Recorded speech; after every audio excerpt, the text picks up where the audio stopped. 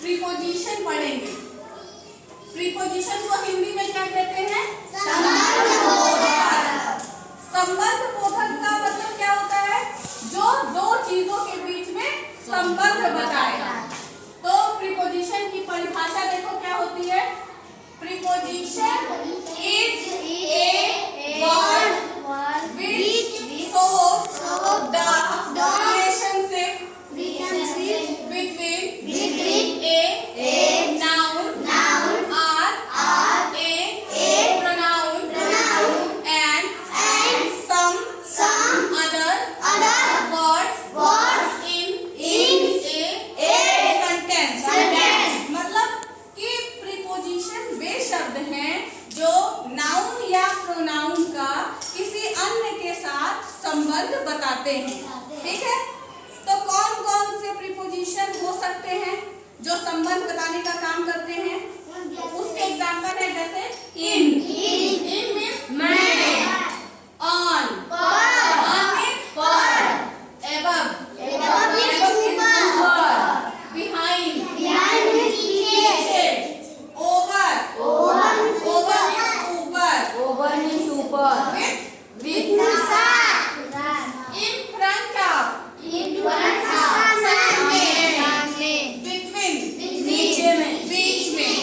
ठीक है, तो ये सारे कुछ प्रीपोजिशन के उदाहरण हैं जिनका हम लोग सेंटेंस में यूज करते हैं। ठीक है, अब देखो यहाँ पे हमने उदाहरण के तौर पे 3 सेंटेंस लिखे हैं।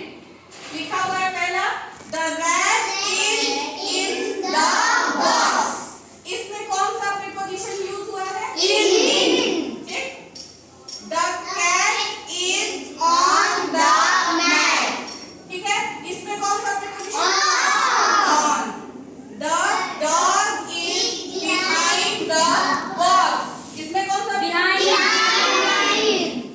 अब ये प्रीपोजिशन सारी मीनिंग तुम लोग को यहाँ दिख रही है? Yes, ठीक है, अब इसको हम लोग एक TLM से भी पढ़ेंगे कि किस तरीके से प्रीपोजिशन का यूज किया जाता है। शुरू हो गया।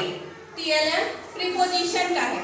ठीक है, इस पे कुछ प्रीपोजिशंस लिखे हुए हैं जैसे above, behind, under, on, between, in front of, over, into और in। ठीक है, अब हम इसको ये देखेंगे कि कैसे कैसे कहाँ पे किस प्रीपोजिशन का उपयोग किया जाता है। अब ये मेरे हाथ में क्या है? एक मंकी है। ठीक है, इसको हम मंकी को जहाँ जहाँ रखेंगे उसके हिसाब से बोलना है। चलो ठीक है, देखो ये मंकी यहाँ पर है तो क्या बोलेंगे इसको? above। The monkey is above the rock।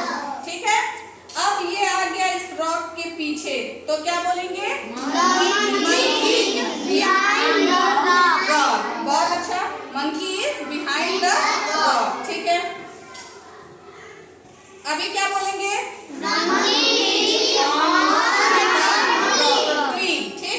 Monkey is on the tree. ठीक है, अब क्या बोलेंगे? बहुत अच्छा, monkey is under the tree. अब ये आ जा रहा है यहाँ दोनों ट्रीज के बीच में। Monkey is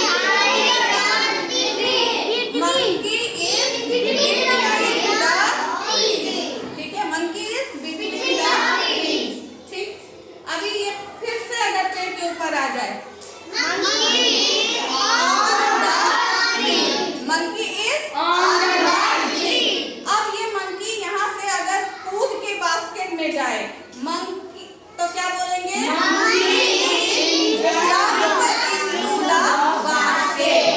monkey is into the basket। और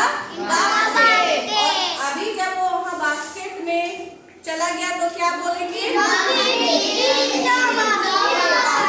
monkey is in the basket. तो इसके हम सारे प्रीपोजिशन का किस प्रीपोजिशन का कहाँ पे उपयोग करना है ये हम समझ जाएंगे। उसमें देखा जाएगा कि कहाँ पे हमको क्या कौन सा प्रीपोजिशन सुटेबल है जिसको हम यूज कर सकते हैं। ठीक है, सभी को समझ में आ गया?